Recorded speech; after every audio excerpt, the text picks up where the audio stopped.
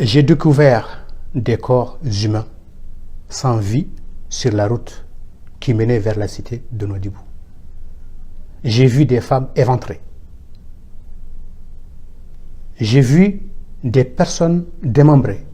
Bonjour, bonsoir ou bon après-midi selon les endroits où vous êtes et d'où vous suivez cette chaîne, la chaîne du journaliste chroniqueur Mohamed Ould Chigali, la chaîne des intellectuels et des personnalités politiques et publiques de Mauritanie.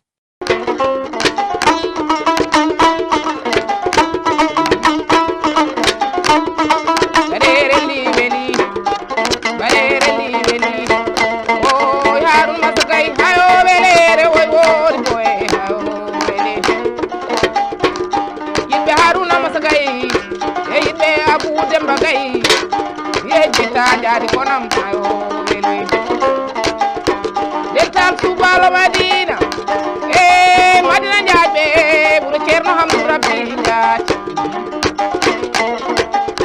minodi madina jaabe buru cerno hamdu rabbi jaat bamum cerno baba bamum dumar bamum idris jaat bamum baba gale bamum masaji mamadu oy mbarere ndi beli bamum yaajat oy mbarere ndi beli ko wuro ma buwaw abdoulaye marjay hamma oy rendi beli haram sare baba tongo diri nene baba wuro ma gella ali fal mbarere ndi beli amadou hamme mbayel oy rendi beli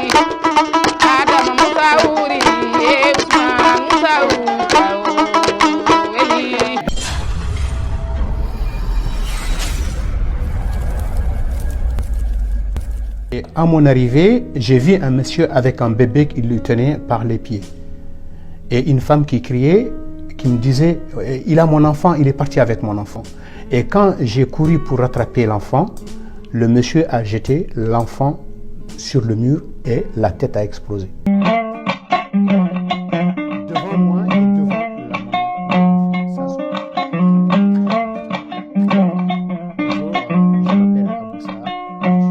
yurminima e oɗo ñalawma hannde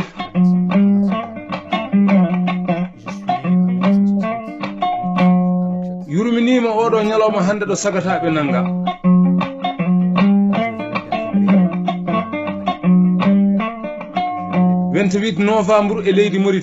Pour comprendre la problématique de la question du dossier connu sous l'appellation du passif humanitaire, il faut d'abord le situer dans son contexte.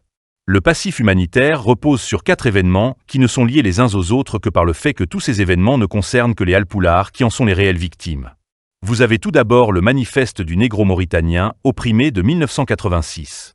Ce manifeste, si vous voulez, exprime le ras-le-bol des intellectuels halpoulars qui dénoncent à travers sa publication le racisme d'État sous toutes ses formes.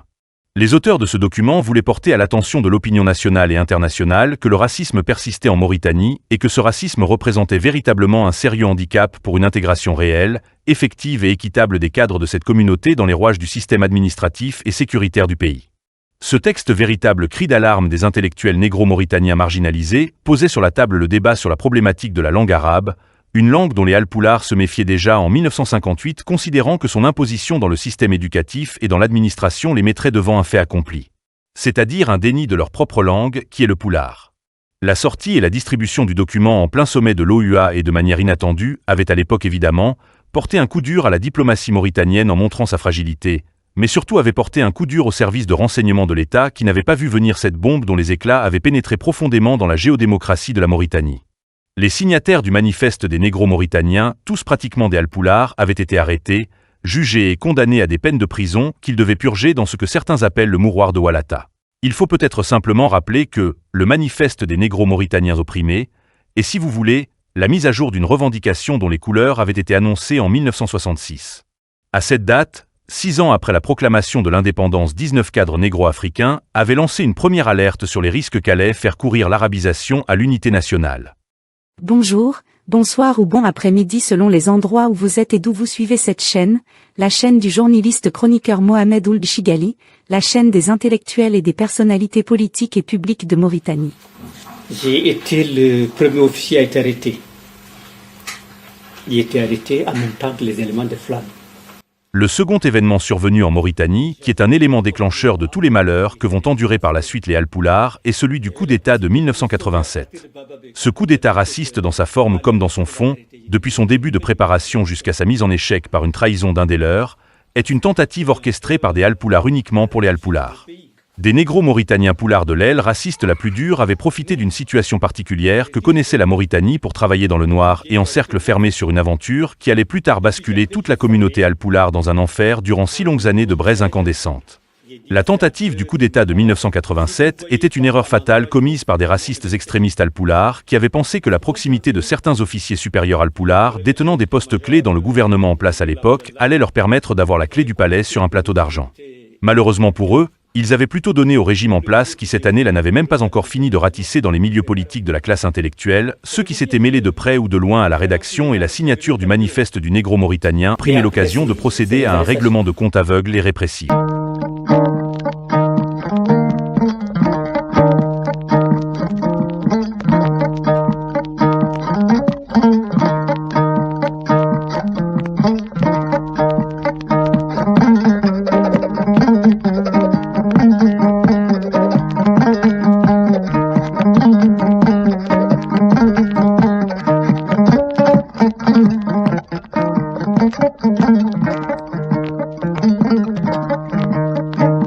À ces deux événements vont s'ajouter deux autres qui, par leur gravité et leurs conséquences incalculables, vont créer une rupture totale de confiance entre les victimes des 4 événements et le système en place à l'époque.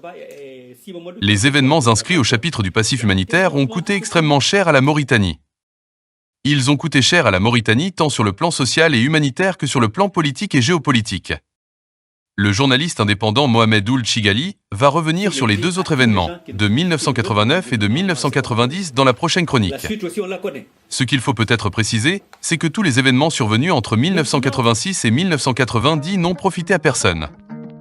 Ces événements n'ont fait que des perdants dans les deux camps. Des perdants dans le camp du système en place de l'époque, celui du régime de Poultaya, mais aussi des perdants dans la classe intellectuelle halpoulard, qui est aujourd'hui divisée par des intérêts égoïstes de certains et par des intérêts de sauvegarder l'unité nationale pour l'intérêt supérieur de la nation pour les autres.